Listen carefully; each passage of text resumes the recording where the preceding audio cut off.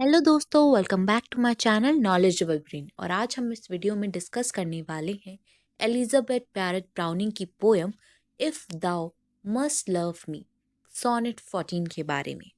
Poem discuss करने से पहले चलिए जानते हैं कुछ बातें पोएट के बारे में।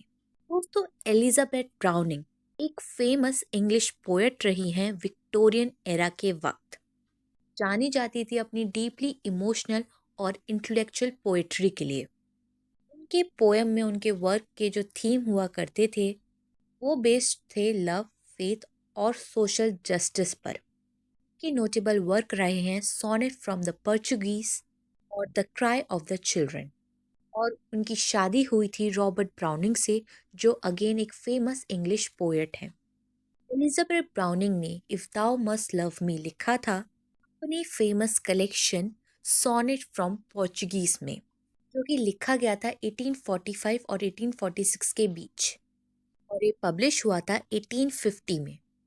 पोएम में उन्होंने अपनी खुद की पर्सनल फीलिंग्स को एक्सप्रेस किया है अपने हस्बैंड रॉबर्ट ब्राउनिंग के लिए।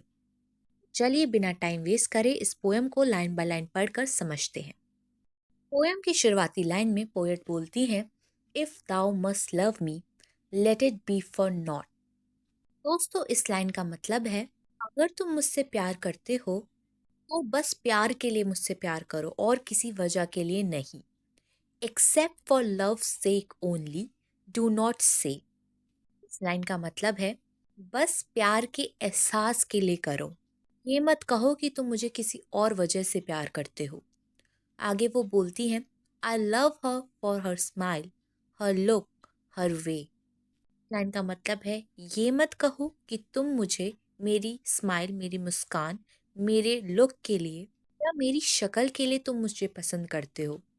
Of speaking gently for a trick of thought. ये भी मत कहो कि तुम मुझे मेरे नज़रिए के लिए पसंद करते हो, मेरे विचारों के लिए पसंद करते हो। आगे पोएट बोलती है, that falls in well with mind and crits broad.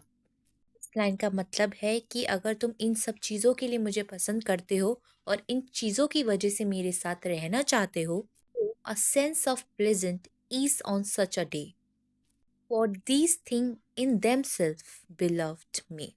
बोल रही है, अगर इन सब चीज़ों के लिए तुम मुझे प्यार करते हो तो ऐसा मत करो। किसी दिन ये चीज़ें जो तुम्हें खुशी दे रही है, सुकून का एहसास दे रही है, वो किसी ना किसी दिन बदल जाएगी। Be change or change for die and love so wrought। यहाँ पे पोएट बोल रही है, ये चीज़ें खुद बदल जाएंगी या तुम्हारी नज़रिए से बदल जाएंगी, तुम्हें अलग लगने लगेगी। और अगर तुम्हारा प्यार इन चीज़ों की वजह से है मेरे लिए, तो वो प्यार भी खत्म हो जाएगा। May be unwrought so, neither love me for thine own dear pities, weeping my cheeks dry। लाइनों में पोएट बोल रही हैं, अगर ऐसा प्यार है तुम्हारा मेरे लिए जो एक दिन खत्म हो जाएगा क्योंकि वो इन चीज़ों की वजह से है, तो मुझसे प्यार मत करो।